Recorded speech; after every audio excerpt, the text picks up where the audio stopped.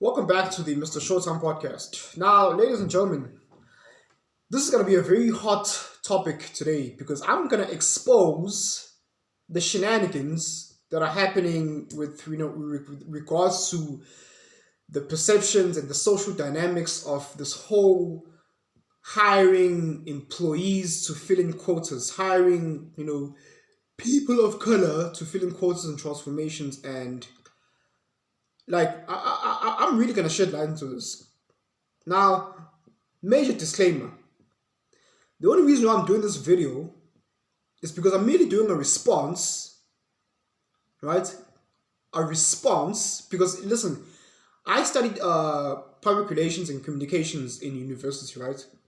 So one of the major concepts they taught us is reputation management, right? So if you have a brand, an organization, and certain things are starting to go haywire in terms of your public perception, you have to do some reputation management, aka damage control, which is exactly what I'm doing in this video, damage control, right? So as you can see down here, it's not necessarily the title of the video, but it's a point. The unworthy and the weak.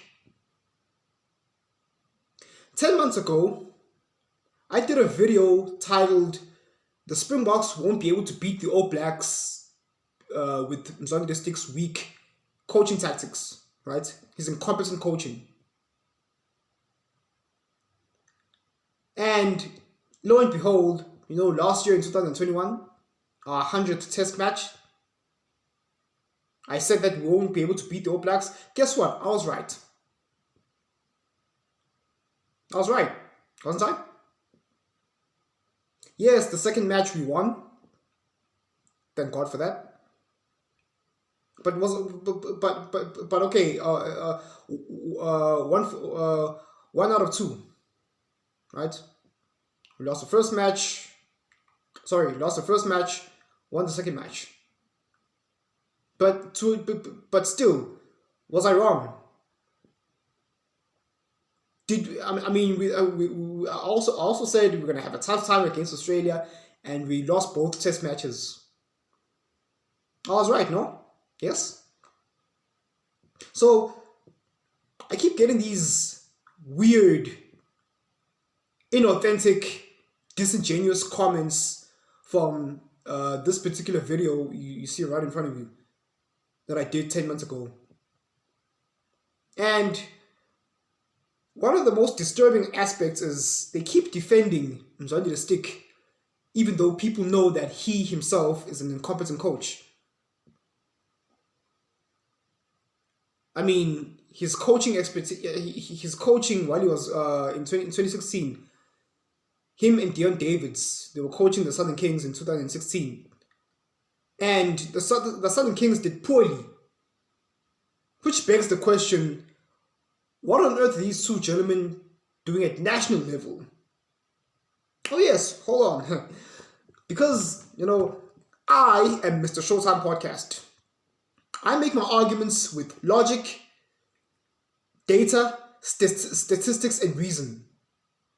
I may not have a coaching qualification, but I have a master's degree, a PhD in fact, in the art of logic and reason, if you may. Yeah?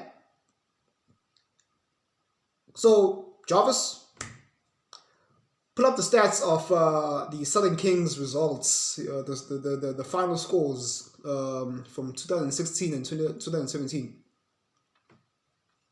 Yeah. Coming for you now. I'm going to show you now. You knuckle-dragging mouth breathers, you detractors, coming with me with these emotional arguments. I'm going to show you now. All right? Just a moment. Okay, Jarvis, pull them up. What is this? Oh, god damn. Look at the scoreboard. What is this?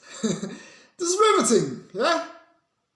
Look at this, cricket scores. These aren't even rugby scores anymore. These are cricket scores. Southern Kings getting stomped in Super Rugby. And who was the coach? Zondia Stick and Dion Davids. Which begs my question again. What are these two gentlemen doing at national level of all levels? Oh no. You telling me that of all the other Super Rugby coaches, oh no, we mustn't select them. No, let's select these two gentlemen. We all know why they were selected. To fill in quotas. It's because SA Rugby Board has been listening to these idiots called the ANC who've been crying, oh, we need more representation in the Springboks. We need equality. But it's funny how with our football team, our national football team, all of the players are black. All of them. Where's the same smoke for the Bafana football team? All those players are black. Why isn't anyone crying about representation with our football national team? Oh, but we're so hell-bent on attacking our rugby team. Oh no, there needs to be representation here. If you're going to have equality, let's apply standards for everywhere, across the board, shall we? But we're not going to talk about Bafana. I already did a video about that. You can, you can scroll down my videos. You can have a look by yourself. But back to the topic: the worthy and the weak, right? So it's not the bold and the beautiful. It's the worthy and the weak. So with regards to this video of mine, again, a lot of folks have been coming to my attack, calling me a racist because I'm criticizing and I'm holding Zondia Stick accountable for his incompetence. Mind you, they are the ones, these critics, these detractors are the ones that play the race card first. In my videos, I didn't mention anything about Zondia Stick's ethnicity or his race. They drew these detractors, Black Nguni, right, and some of the other people that commented, they drew first blood. So I'm not out here, placating, creating. No. I'm just doing response based on their. I'm just doing a response about their bullshit ass comments in my videos. And it's really laughable how they're protecting this guy. And of course, y'all want to play the race card. Okay, fine. Let's address that aspect, shall we? Since it's so high up in your minds. So this particular commenter, Black Nguni, called me a racist because I'm criticizing Zondia Stick. So in other words,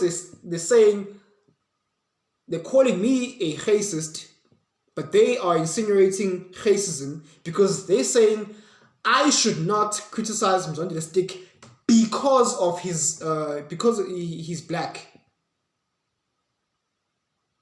Isn't that racism in and of itself? You see, today in this era of wokeism and SJW and inclusivity and tolerance and equality, it's now like it's basically the same thing, because back in the day, black people used to get hate because they were black, right? Used to be on the side of hatred. But nowadays, what people are doing is the extreme opposite. Now it's extreme bias and modesty because they're black. So do you understand what I'm trying to say? So back in the day, black men used to, not get opportunities and hate because they're black. Now they're getting bias and protection and, modesty because they're black. It's two sides of the same coin. It's basically the same thing. two sides of the same coin. I want you to bear that concept in mind. It's two sides of the same coin. It's still racism. In other words, what I'm trying to say is these people who are saying I'm wrong for me criticizing Mzansi the Stick are insinuating racism themselves. Just on the opposite side of the coin. It's the same coin. They are in fact dehumanizing Mzansi the Stick. Oh, Mr. Showtime, what do you mean? Leicester, listen, just keep up. Stay with me. Back in the day, like I said, black people used to get hate because they were black. Now they're getting modesty and protection and love. Extreme, nonsensical amount of extra love, extra kind treatment because they're black. It's still racism. It's two sides of the same coin. Instead of just saying, okay, just treating him as an average person. They're basically treating Mzansi the Stick like a pet. So Mzansi the Stick, his coaching expertise, I'm actually treating Mzansi the Stick like an average coach. No, I'm not singling him out. I'm not pinpointing him. I'm not targeting him specifically. I've criticized Jacques Nienaber. I've criticized Dion Davids. I've criticized Mzansi the Stick like himself. Heck, I've even thrown some smack at Swys de Bruin because he was defending Rassie Erasmus. With his tactics with the in 2019, he said, Rassie Erasmus was brilliant. He changed up the game plan in the Rugby World Cup final. That's how we were able to win. And his tactics are on the show, the final whistle. And I disagree with that. My previous video, my previewing the Springboks versus All Blacks preview. Or was it the one where I'm talking about the All Blacks are not in the bad place? One of those two videos, right? I can agree with someone, I can respect someone and still say, okay, that what you said is correct. I agree with that. Yes, that's right. But that's nonsense. That's BS. No, that's not correct. You see? But Mzansi the Stick, they saw treating him like a pet that no one should criticize. Because if you criticize Mzansi the Stick, then that's you being racist and arrogant and hateful. You're treating him like a pet. You're dehumanizing him. Because you're saying, we can't do A, B, C, X, Y, Z because he's black. And listen, no, I didn't bring this up. It's these these knuckle-dragging mouth breathers that brought it up first. They drew first blood, not me. You see the comments. They're basically so here I am doing a video analyzing Mzansi the Stick's incompetence and say, okay, his attacking methods is very predictable, and and then the detractors, the SJWs, the mouth breathers. How dare you? How dare you attack Mzansi the Stick? Oh no, it's okay, Mzansi the Stick. No, it's okay. No. Big bad wolf. He's not gonna get you anymore. It's okay. No.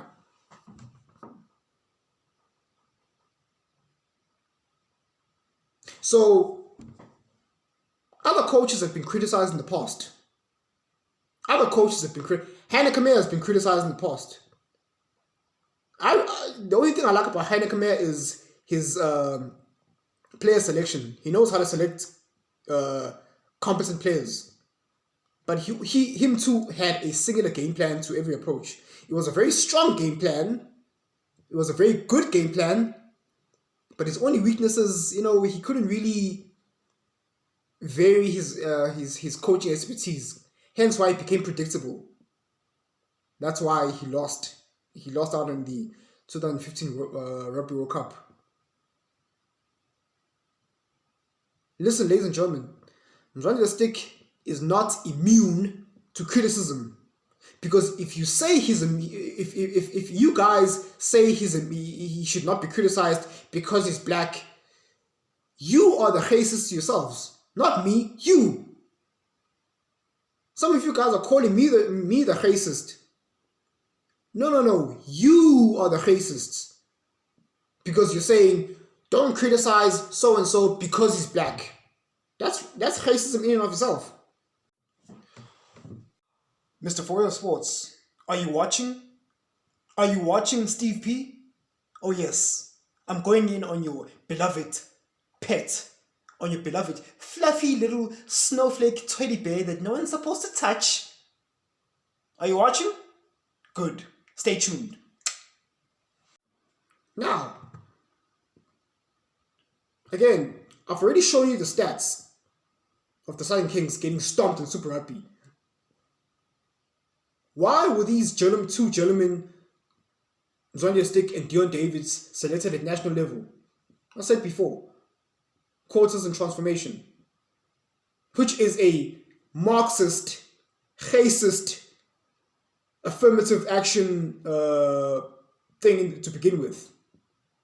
Listen, ladies and gentlemen, I, as a melanated person of color, whatever terminology you want to use, if I'm applying for a job, if I'm applying to a certain position, right, I do not want to be, picked based on my melanin. I want to be picked based on my merit. And I don't need people feeling sorry for me because treating me like a pet. They're like, oh, no, it's okay. We're gonna select you regardless, even though you suck at everything you do. But no, just because you're black, no, it's okay. Don't dehumanize me. Don't patronize me. Don't toy with me. Right? It's a survival of the fittest. May the best man win. You see, what's also funny is some of these detractors are white folks themselves. And what I've noticed about white folks in today's modern era is, again, they tend to treat black men like pets. So, if, for example, I've been out to certain places, certain social gatherings, and where there's mostly white folks there. I start socializing, and the way they would treat me with this sense of this extra heightened sense of niceness, this extra sense of kindness, simply because I was black. And you know why they do this, right? It's because a lot of white folks I've heard this term being thrown around on YouTube lately. There's a term called white guilt. Where white folks feel guilty about them being prejudiced towards black folks. So what they do is now, as a form of, an ounce of reparations, they will treat black men or black people in general with an extra sense of kindness. That's still racism in and of itself. Because now you are saying to yourself, I'm going to treat Sipho here extra nice, and I'm going to watch my words so as not to offend him, because if I say certain words, that will be racist. So I'm going to be extra nice. I'm going to be extra kind towards you. Remember what I said in the beginning of the video? Two sides of the same coin. That's still racism. Why not just treat him just like an average Joe, just like an average person? Because with other white folks around, don't talk to them normally, like, hey, what's up? Oh, yeah, bro, how's it going? Yeah, how's the petrol business going? Yeah, good, eh? Yeah. And then when they're talking to you as a black person, they sort of treat you like this, like a baby, like a little child, like a pet. It's like, oh, hi, Sipho, how you doing today? Very good. Yeah.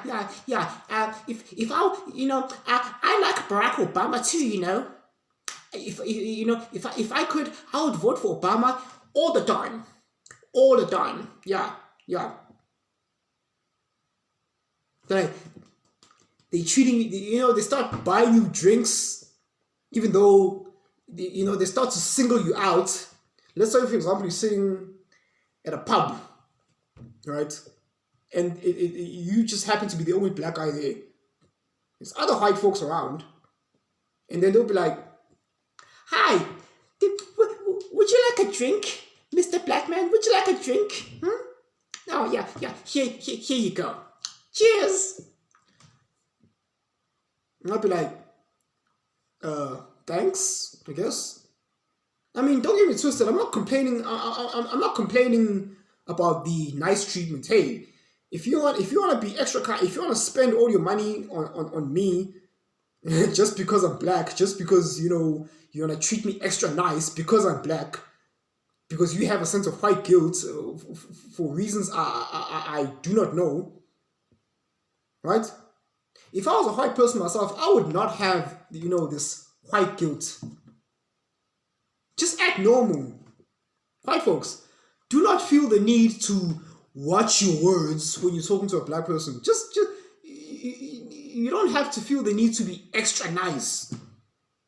We're not children. We're not babies. We're not pets.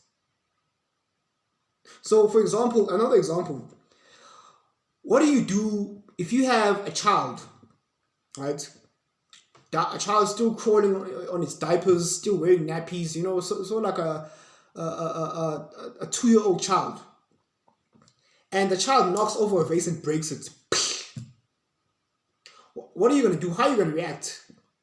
Are you going to hold him to a higher standard like Kevin?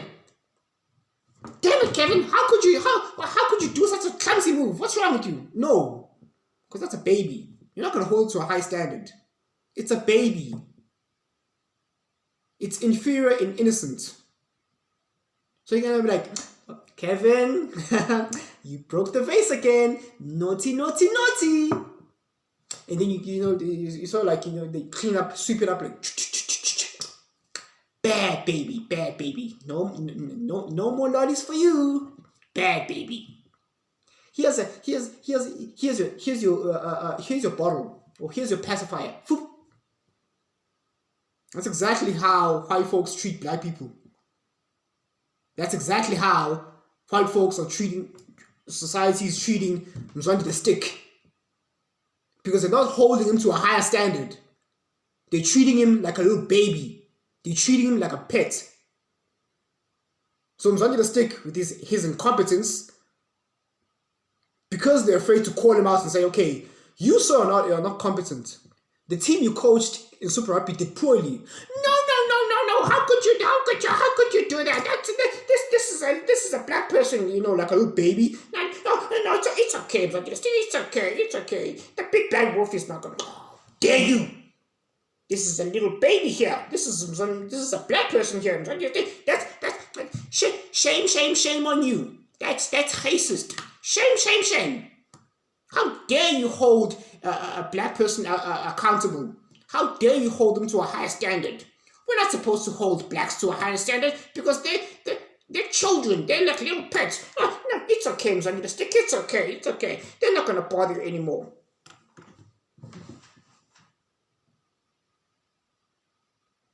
I don't think you mouth breathers realize how you're acting. Slamming me, calling me a racist because I'm holding them accountable. I'm actually treating Mzwandile the Stick like an average being, like a proper human being, holding him accountable. If you mess up, you get punished, you get criticized. If you perform well, you get rewarded.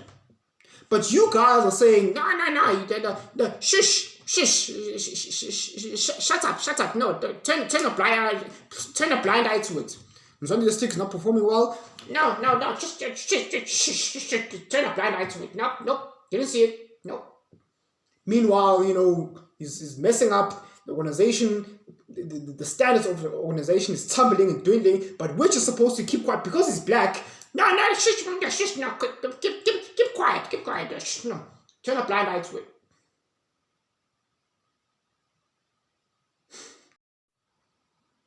You guys are despicable, really. You guys who are, hell bent on protecting Mzansi the Stick. Meanwhile, you yourself would have never selected him simply because he sucked while he was coaching for the Southern Kings. Yes, I'm not being nasty. He sucked. His team was weak. The weakest Super Rugby team ever. See the log? He sucked. And you guys are despicable for saying, oh, we should just turn a blind eye to it. We should not criticizing him. You're actually dehumanizing Mzansi the Stick. And if I was Mzansi the Stick, I would take offense to you not wanting to, offer authentic and constructive criticism where it's due. I'm willing to give Mzansi the Stick credit if he performs well with his coaching, if he coaches well. But I'm also equally as much as prepared to criticizing him when he's messing up. And you despicable people, you detractors, that's what we are. You're despicable. And you should be ashamed of yourself. Because you're calling me the racist? No, you are the racist ones. Instead of just being genuine. But oh no. We live in a society where, men nowadays, they rather play along to get along. They rather say the right things. They're afraid to offend. They never want to challenge, they just rather use the same canned, inauthentic talking points so that everyone feels, But the fact of the matter is these people, Mzansi the Stick and Deon Davis, should have never been selected at national level in the first place. Now, I'd like to end with this golden question, right? I've asked this question before in my comment section, and I've never gotten a logical answer.